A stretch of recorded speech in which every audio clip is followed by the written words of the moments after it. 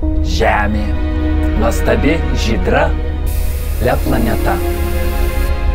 Teko skaityti, kad ten mokosi daug gudrių mokinių. Porą jų dabar ir aplankysiu. Centriuk.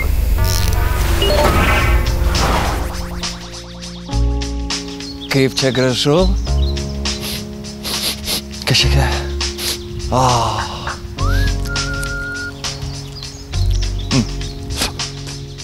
Turbūt nevalgoma. O ko čia? Ašgi čia turiu aplankyti labai gudrę 7-tokę finalininkę Rugilę, kuri mokosi Antakalnyje. Užeikime. Aš Rugilė Ivanickaitė iš Vilniaus Antakalnio vidurinės mokyklos. Mokausi 7-oje A klasėje. Laisvalaikiu groju pianinu, lankau dramos būrelį, groju gitarą. Esi tokio meniškos sielos žmogus, ane? Tai kiek laiko groji pianinu? Pianinu groju gal 6 metus. Taip, 6. Ir kaip tau tie juoda balta kaip gyvenimas? Patinka. Tai kokia yra Rugilė? Rugilė šiaip yra labai draugiška, faina, kūrybinga, visada turi visokiausių idėjų. Jinai yra genijus. Kodėl? Labai įvairiausių minčių turi daug. Ir šiaip labai padeda per kontrolinius ir nesimokant gali gauti 10. Kartais, aišku, patriukšmauja per pamokas, bet šiaip.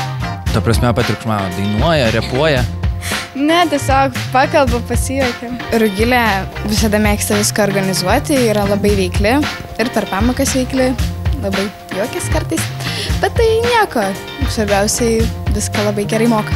Jau, kad esi padūkusi, patrakėlė, triukšmauja per pamokas ir gauni daug pastabų. Tai papasako, kas čia, iš kur čia? Genai ar šiaip tiesiog? Nežinau, labai tiesiog linksma su draugiam pakalbėti. Per pamokas? Taip. Kam pertraukos skirtos tada? Tai per pertraukas irgi kalbam. Ko nepabaigėt per pamokas? Taip. Gal planuoji sieti savo ateitį su muzika? Nelabai. Su drama? Gal. O apie dramos būrelį papasako, kiek laiko lankai, ką ten veikėte ir kur jau pasirodėte, kiek Oskarų? Pradėjau nuo praeitų metų.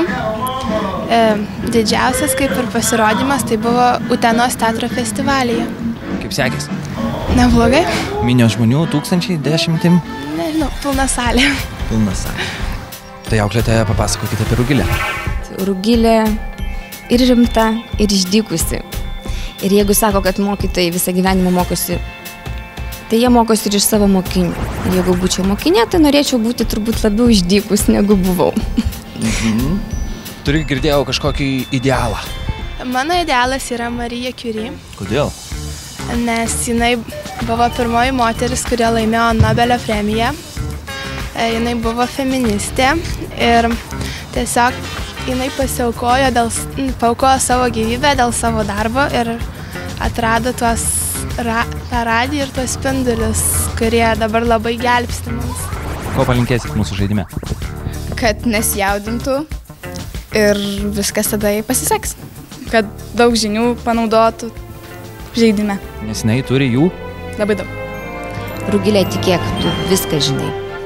Dar paskutinis dalykas, kurį noriu tavęs paklausti, dabar keliauju pas tavo kolegą, priešininką, nežinau kaip pavadinsi, nepagadinsi, Liutaurą. Gal nori jam ką nors perduoti? Sėkmės. Tik tiek? Gerai, tai aš tada jau kaip ir centriuk.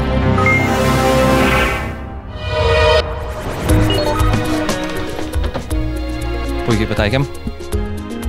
Taigi, Liutauro bendraklasiai. Koks yra Liutauras? Liutauras tikrai geras draugas, labai nuoširdus, užjaučiantis ir visada padeda per kontrolinius. Visai klasiai daro didelę garbę klasiai, visai mokyklai. Liutauras yra drovus, linksmas, žiauriai fainas ir nerealus. Atkaklus, visuomet siekia savo tikslo, simpatiškas. Liutauras yra sąžiningas, nesukčiauja. Viskas. Taigi, ar žino kas nors, kur rasti Liutaurą? Žinom, foje. Foje, siunčiu koordinates, ištraukit mane iš čia, centriuk.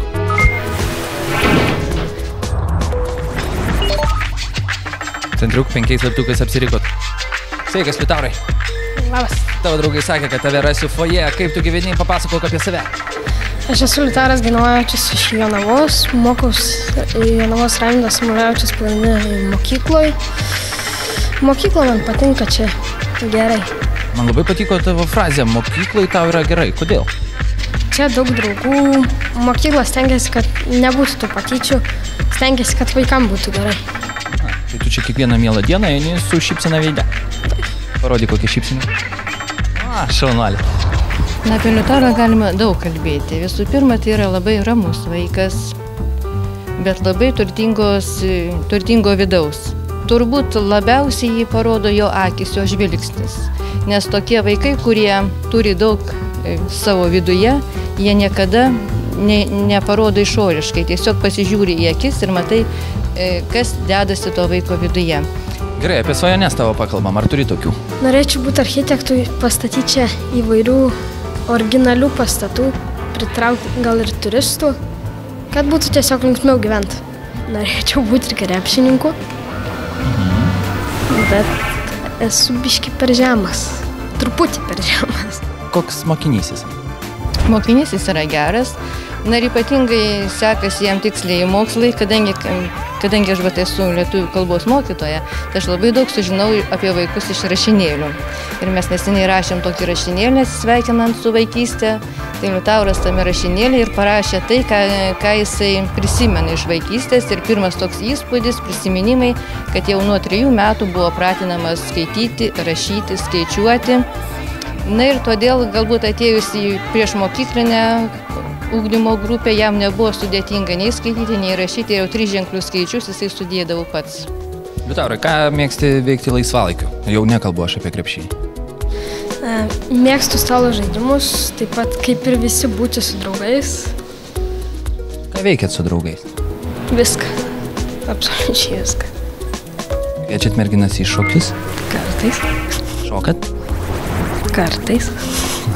Mačiau tavo klasiokai. Gerai, varom. Vuku. Na, žodžiu, Liutauro visur pilna. Bet tik jį reikia truputėlį pastumėti. Jis nėra iš tų, kuris puolasi, aš padarysiu. Jis gal norėtų, bet jis nedrįsta. Va tas drovumas, ta vienintelė tokia įda, kurią jam reikėtų įveikti, nugalėti. Jam tiesiai į kamerą ir palinkėkite patarti. Liutaurai, tu esi labai šaunus, tik tai nebūk toks drovus, nugalėk savo drovumą. Liutauro, kaip tu galvoji, kaip tu seks? Na, manau gerai. Ko taip nedrąsiai, ko taip kuklinėsi? Centriuk reikia pastiprinimo. Liutaurai, išlaisvink Liuko galią! Ir viskas tada bus gerai. O dabar, Liutaurai, draugai, Alistika Madžala!